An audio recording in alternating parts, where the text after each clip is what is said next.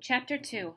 I throw my backpack, Toivo's old marine rucksack, under my desk and dive into my chair. The classroom clock says it's 7:59. Alcomso, who sits behind me, kicks my chair. "You are nearly late again," she whispers. Alcomso Isak has been my best friend since third grade. "I had to get my brothers to their classrooms," I say.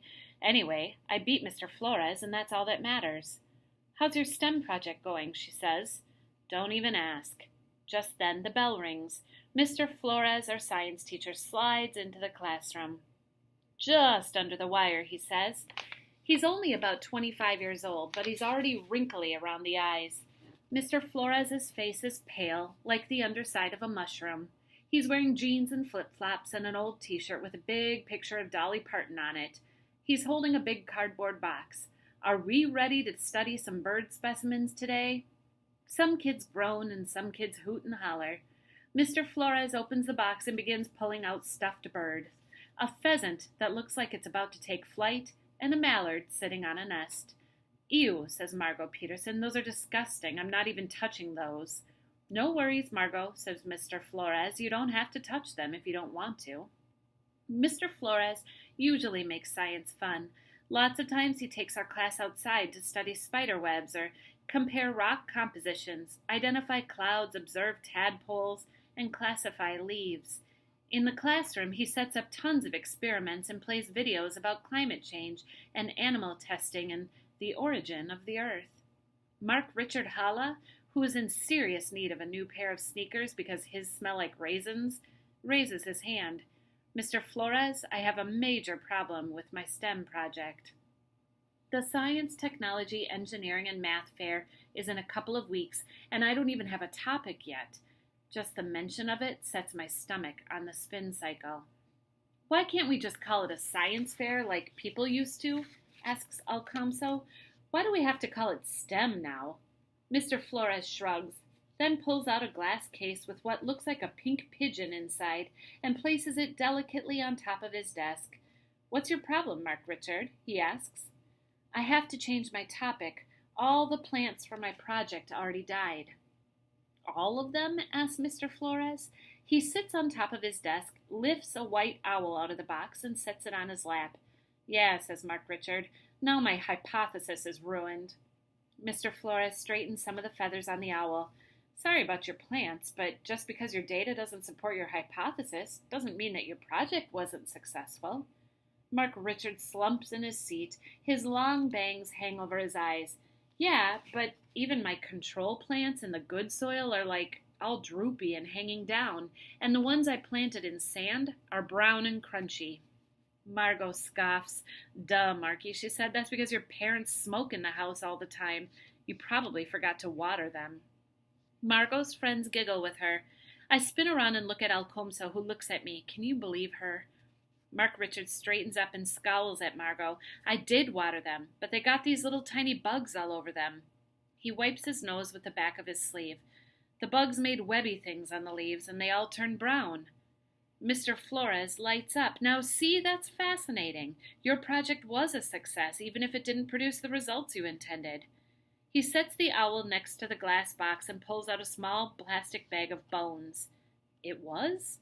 "Of course," says Mr. Flores. "What effect do aphids, or whatever kind of bugs they are, have on plants?" "Death," says Mark Richard, and the whole class laughs. Mr. Flores chuckles too. "Yes, they kill them, but how and why did the variable plants become infested faster?" Mark Richard flips his hair out of his eyes. "I don't know." "True learning comes from being open to wrong answers," says Mr. Flores. Margot sniffs. "Well, I'm going to make sure my conclusion matches my hypothesis. I want to get that purple ribbon." Mr. Flores shakes his head. "Margot, Margot, Margot, there's more to life than ribbons." "Whatever, Mr. Flores," Margot says. "You're not the one judging the fair. My mom says that the projects that win every year are the ones with really nice-looking poster boards." Margot's mom is on the school board. "And the winner gets $250. $250, I shout. I clap my hand over my mouth. I don't usually say anything, much less blurt it out to the whole class. I can feel the eyes of all my classmates on me. I scooch down lower in my chair.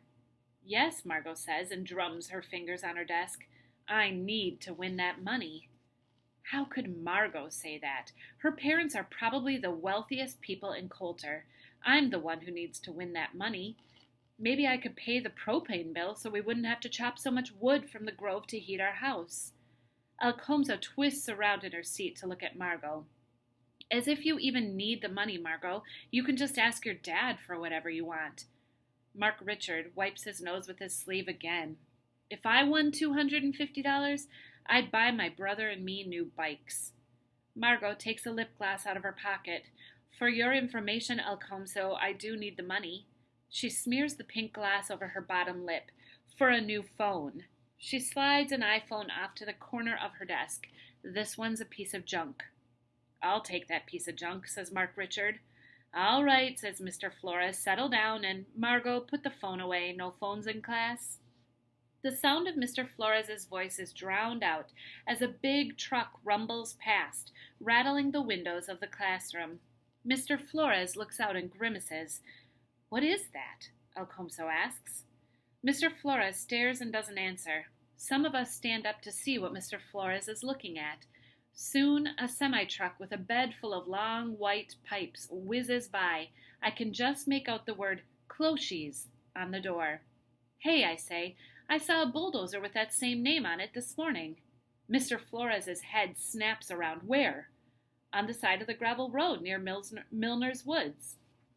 Mr. Flores groans and then sighs. We'd better start our lesson. Everyone back in your seats. Alcomso and I look at each other and shrug. Mr. Flores starts talking about hollow bird bones and pectoral muscles and feathers with veins and barbs and bird flight. But every time the windows rattle, he loses his place in his demonstration. Finally, he tells us to just open our textbooks and read to ourselves.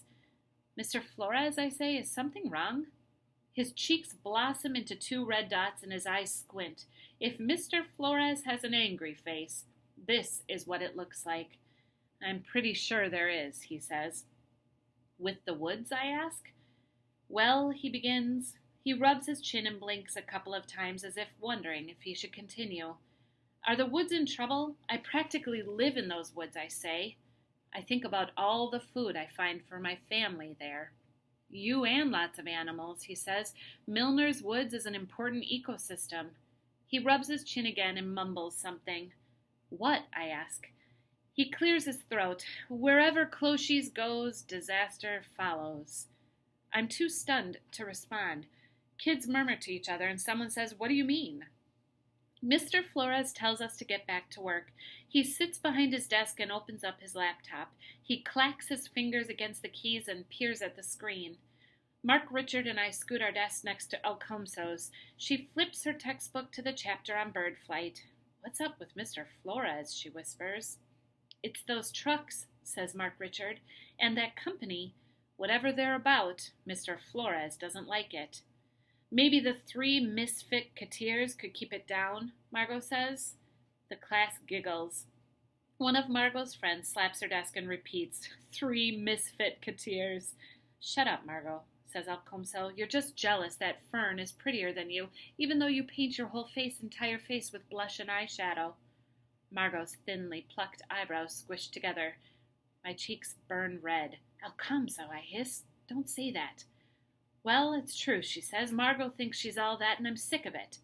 Hey, Mr. Flores shouts, knock it off and put your noses back in your books.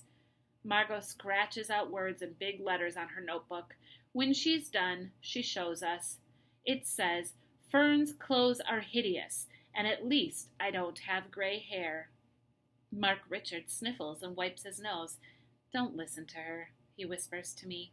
Guys, I whisper, let's just read this chapter. But Alcomso can't hold back. Margot, she says, loud enough for the entire class to hear, your hair is going to fall out from all that poison you put in it. At least everyone knows I have hair, says Margot. At least I'm not covering mine up all the time. Alcomso straightens her hijab. Her cheeks puff up like she's about to let Margot have it. Mr. Flores stands up and shouts, That's it! Consider this your official warning for a quiz tomorrow on the bird flight chapter. The bell rings. Everyone stands up and gathers their things. Thanks a lot, El Comso, says Margot. You got us all in trouble. Whatever, Margot, El Comso says. As I walk past Mr. Flores, I say, sorry about that. He sighs. It's all right. I look past his shoulder to his computer screen, which is open to a page that says, Closhie's Hydraulic Fracturing, Powering Tomorrow's Future. A map at the bottom of the screen shows Coulter, with a big red dot a few miles away from my house, and a smaller red dot near Milner's Woods. Hey, I say, what's that red dot? Fracking site, he says. How can I help you, Fern? I stare at the computer screen. You see, I stammer. Mr. Flores smiles. Let me guess, you haven't started your STEM project. I smile even though I'm embarrassed. I'm just not sure what to do it on. He nods. Think about what really interests you, Fern. Think about your passions. Think about what you care about. Can't you just give me some ideas, I ask? I could, he says. I sigh in relief, but I'm not going to. He leans forward. Fern, you live and breathe science every day. I know where you live. Science is all around you in the soil, the trees, the weather, the animals, the way you heat your home, the way you put food on the table. He sits back in his chair.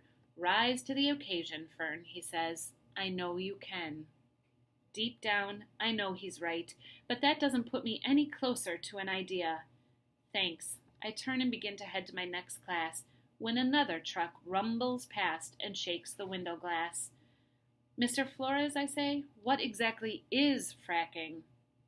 Drilling, he says. Like for oil, I ask.